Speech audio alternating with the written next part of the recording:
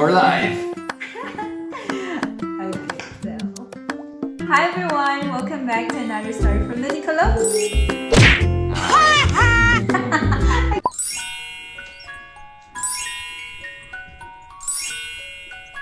Hi everyone! Welcome back to another story from the Nikolovi. Ayan. Hi. So for today's video, we are gonna share to you fun facts about Belgium. Yes, the country we live in. Yeah. Yeah. And why we like here. Belgium is the Capital of Europe. Capital of Europe. Yeah, because it's where the parliaments and the European Commission takes place. So it's very... Well, yes and no. It's some of the meetings are here. Yeah. But I think every 4 years they choose a different president for the European Commission. So it moves around. I think now it's Spain. So some of the meetings, I think, okay, most of the meetings are during Belgium, but some specific meetings could be done in other Yeah, countries. but there are a lot of European offices here. Yeah, a lot of the European buildings are situated here, specifically in Brussels, not Belgium. Yeah. It's mostly Brussels as the capital of Europe. Belgium is just the country that Okay, Brussels yeah, is. Brussels. So you can guess that it's a bit expensive here. It's expensive and there's a lot of people from different countries. So that's fact number one. It's expensive to live in Brussels. It's not really fun, but yeah. Not a fun fact, but an interesting fact. Well, it also depends where exactly in Brussels. I think in the neighborhoods around the European Commission it's more expensive. The further along you go on the outskirts of Brussels, it's expensive. Yeah. If you live in the suburbs and so on. It's better. A lot of people actually live outside Brussels and then they commute every morning by train or car. Yeah, kasi mas mura yung bahay dun, guys. Here it's really expensive here, the houses. Fact number two, Belgium is very well geographically placed. So it's, I'm not gonna say the middle of Europe, it's not really middle. The middle would be more like Switzerland, but Belgium is very nicely placed for traveling. Our neighbors are Holland, Germany, France. And there's also direct ferries to go to England via the channel or take the underground tunnel. For us, it's very nice if you want to travel. There's a lot of options. First, of course, airplane, but if we don't want to take the airplane, we can take the train, and even by car, it's very easy. Yeah. You can just go from country to country with just your car. It's very easy. It's a couple of hours, like 3 to 4 hours to go to first big cities in France on the border. Then again, 2 or 3 hours to go to Germany, Switzerland. 1 or 2 hours to go to Holland. So it's quite, Belgium is quite small, so it's easy to go from one side to another in a couple of hours and go to other countries. Yeah. Belgium has a lot of beers. Yeah. They have like 3,000 different types of beer. So you can imagine you can drink different types of beer for 3 years or how many years without drinking the same beer every day. Yes, yeah, that's quite true. There's a lot of different types of beers. Yeah. Mostly because there's a lot of local brewers, so everybody could actually brew their own beer, make their artisanal beer, and also because a lot of beers are also created or fermented, brewed by monasteries, like by monks. It's just some of the like Hugo and so on, and one of the more famous one is Westvleteren. It's a Dutch beer created by Dutch monks in the Westvleteren monastery. It has won multiple awards, which is quite cool, like gold medals for beer tasting or beer competitions. Yeah. And it's very hard to get because the monks, they don't actually create or brew that much beer. They just do it maybe once or twice a year, and they just sell it to collect some funds for their monastery. They don't do it to actually earn money. It's mostly when they need the money for, I don't know, renovations or buy new monk clothes. I don't know what monks spend money on food. Which one is your favorite one? Personally, I like La Chouffe. It's a stronger beer, but I like it because it has a little gnome on the label, and it's cute. And my favorite one is Freshres and Kriek. Yeah. So they're very fruity. I like them. Any taste. Yeah. There's even chocolate beer. Yeah, there's with chocolate beer. taste. We haven't really tried it yet, no? We tried it once, I think, when we were in Bruges. Chocolate? No. No, I don't. But Maybe you were with someone else. with my other wife. Belgium has nice waffles. Yeah. Belgian waffles. They're known for that. Yeah, we have So, nice yeah. waffles with a lot of toppings and stuff. Put pictures But on. it's mostly like, It's sweet waffles. yeah, and it's very like for tourists, you know. Yeah, yes and no, of course, because For like, you can find different how do you call it, like vans that sells waffle. Yeah, but most of the people just buy those like simple ones without toppings and if you want to be fancy. if you want to be Whipped cream if you want a lot of and sugar, you can strawberries. put a lot of stuff in it. So yeah. Another thing, if we're talking about beer and waffles, it's also have to mention chocolate. Ah yes. There's a lot of chocolates made in Belgium. I think lastly I read that Belgium produces about 220 tons per year. That's a lot of chocolate. So that's because Belgium, 'cause they have So a lot. yeah, there's a lot of chocolates here. It's really nice. Yeah, and Marcolini, is like the top one. It's very expensive, but it's very good. And we actually, what is it, like announced to my parents that we're gonna have a little baby using Marcolini chocolate. Just like put the eco pictures, ecography pictures on the bottom of, and then like while you're eating the chocolate, it reveals the picture, and then like when so I said, my parents were like, "Oh, what is this? Oh my god, what is Oh, this? you're gonna be grandparents! Oh my god." Yeah. And yeah, nice chocolate. Another fun fact is that there's a lot of festivals that are organized in Belgium each year, usually during the spring and summer, even some in autumn. Well, of course, that was before the quarantine. Sadly. I think last year there were no festivals, but in 2019 there were a lot of festivals. So you have festivals for almost all types of music. Personally, I've been to a lot of festivals myself. One of our traditions with my friends was going every year to Cafe, which is a local festival here in Brussels. It has music from around the world and all kinds of groups. Usually the festivals run from 2 to 5 days. One of the most famous festivals in the world happens here in Belgium. It's Tomorrowland. It's very difficult to find tickets. A lot of famous people have to actually travel by private jets. They come here.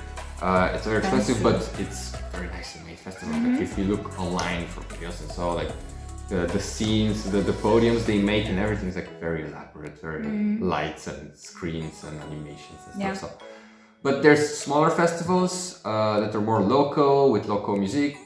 There's bigger ones and a lot of famous groups actually come here to play. So it's very nice. You can go to like 10 festivals each year if you want, if you have the money and the time and no children. I also like it. You organize this carnivals, these events, like in the parks, and especially here, the one close to us at Park Saint Cantenaire.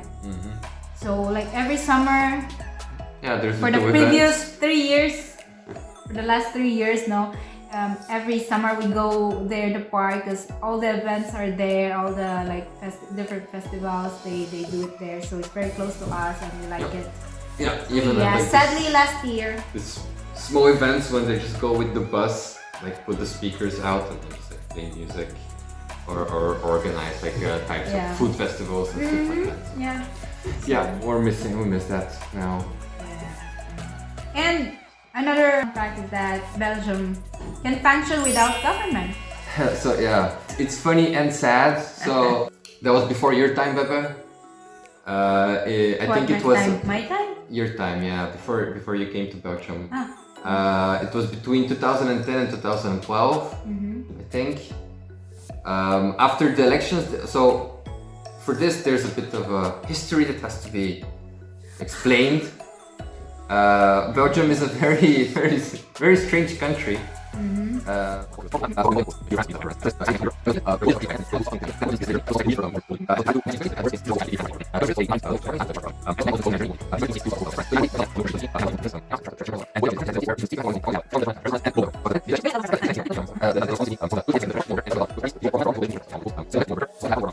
You say like, okay, we can function without the government because the local governments were still in place, so the Brussels Parliament, Flemish and French Parliament, but there was no global country parliament, Belgian parliament that actually gave laws for the big questions. Yeah, but okay. So Belgium has three different like parts, like the French one, the Dutch one, and the German one. So which rule does the German part follows? So it's always like the French one and the Dutch one. I think that like the German part of Belgium takes part in the Wallonia, in the French part of Belgium, and Brussels is considered independent. It has its own parliament. So actually, the three major parts are Flanders, Brussels, and Wallonia. So yeah, and if they don't want to work together, then we have a government. Luckily, they managed to come to an agreement. Sadly for us, 2019 we had also a general election, and there again they didn't want to work together, and we had no government again. And we were thinking, actually, was almost a year. A bit less than a year that we stayed without government, but then with the coronavirus, they did emergency government, starting in March or something, or May. And luckily, at the end of last year, they settled on a coalition of I think 5 or 6 political parties that have to work together as our government. So French part and Dutch parts are really not the best friends. No. Yeah, and speaking of like parts of Brussels, so Brussels has, Belgium has 3 languages. They don't have like one national language like we have in the Philippines. They have 3 different languages. So you can imagine that the people here are like very multilingual. Especially the kids too, so especially in Brussels mostly. Yeah, in Brussels. And in our family too. Yeah. Because here in our house we speak Bisaya, which is my mother tongue language. Georgi speaks English with Victor, and Victor goes to a Dutch speaking school. And when he's with the grandparents, he speaks French with them. So and Bulgarian. And Bulgarian. With his mom and his dad, so. Which is in Bulgaria. Hi Lolo, hi Jado. Hi Jado. he's probably gonna watch this. So yeah, it's nice, you know, because you learn a lot of language here. What else? Did we miss something? Of course, we don't want to miss talking about the fries. Yeah. We already talked about the food. Yeah, we already talked about that. We forget the fries. How can we forget the fries? So why do they call it French fries? People thought it came from France. Yeah, I'm not sure. Maybe because French is one of the languages in Belgium, and they thought like, the guy selling me fries speaks French. I'm not sure. It's something to research. Okay, yeah. And do you know that saxophone was invented in Belgium? No, I did not know that. The guy who invented it was Adolf Sax. He's a Belgian. That's a funny name. Adolf Sax. I have saxophone. I have a fun fact, but it's more a local fact.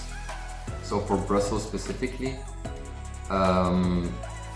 as we talked about all the festivals that are happening, there's also once a year an event that's held the 1st of October. So usually it's the first weekend of October that happens. It's called the Nuit Blanche, White Night, in Brussels, where before there was, let's say, 7 years ago, 6 years ago, time flies. What happened was that every first weekend of October, there's gonna be a lot of parties everywhere in the city of Brussels. Everything was open all night. So bars, restaurants, even museums were open and free to visit, so all night. And alongside that, there were a lot of parties organized everywhere. And because my birthday is the 6th of October, and one of my best friends... Don't tell them! One of my best friend's birthday is the 1st of October. What we usually did is celebrate our party together at the White Night in Belgium. That was before. It was before you got married. We were young and reckless. But afterwards, actually, there was a lot of complaints because of the noise that was produced by all the partying. They changed it into a more cultural event, so a lot of the parties were stopped, and it more turned into like theater pieces were given, museums are still open, and everything could just probably not now with the virus, but before. The before times, Bebe. Do you remember them? Yeah. Before the pandemic. Yeah. So it's a very nice event to do and to visit and to see. So yeah, I think that's all for our. I have one more fact. Oh, you have one more. I have one more fact. So maybe some of you have heard of the Atomium. Ah yes, how could we forget Atomium? So Atomium is a building in Brussels. And it was actually constructed when, I'm not exactly sure which year, there was a World Fair. So a World Fair is where all the countries of the world come together and they do a little exposition about what they're about, interesting stuff, also sell stuff. And they built the Atomium. It's a, I don't want to lie, or I'm not exactly sure. It's a chemical molecule or atom that is presented. I don't know if it's not hydrogen. I'm not sure. You have to Google they it. would know it, honey, because they know atom. Yeah, and it's quite pretty. It's these 5 giant metal balls suspended in the air, connected with. Are they 5? There's 7. So 7 I balls. was right. At least 5. 7 giant metal balls, and you can go into them and visit the type of museum. Most of the time it's just an exposition about how they were constructed and created. On the top there's a nice restaurant. Yeah, we haven't been there. Nice view. Because there's always a long line every time like we go there. Yeah. So we always just take photo from the. It's also a bit expensive. It's a And bit it's of a also tourist expensive. trap. There's not much. I've been once in there and I was very disappointed. To be honest, there's not much to see inside. It's more fun to look at from outside than from inside. It's cool. I like Brussels because we have a lot of parks. Yeah. I like the parks here. Nice food. Yep. Like very international, you know, like you can find like different types of food from American, Asian to African, like everything. So it's really nice. Yep. But the weather is crappy. But the weather is not so nice. It's been raining for the last couple of days. Today we have for the first time some sun. That's good. So yeah, I think that's it for today. Wait, I haven't. No, I'm kidding. So if you think we forgot something, please feel free to comment it down below and let us know kung ano yung mga nakalimutan namin. And also, let us know kung ano yung mga nagustuhan nyo na facts about Belgium, and if you want us to make other videos about Belgium, so let us know in the comment section. And by the way, this video is in collaboration with Luke Dhey. Hello people of the internet, welcome back to our channel. So Luke Dhey. So for this video we are going to talk about the things we like about Japan. Yes. So Luke has been living here for I've been saying that so many times. 4 years. 4 years, and in total I've been here for 3 years. Going 3 this year. Momo 1. Our Filipina-Irish family living in Japan. So hi to Hi. them. Please don't forget to visit their channel too. They are very lovely family. So yeah, that's it. Thank you for your participation. And by the way, Thank you for listening to me. the people like your haircut. Okay, cool. I like my haircut. You like to rub my hair on my head now? For good luck. For good luck. Okay, that's it. Alright, bye.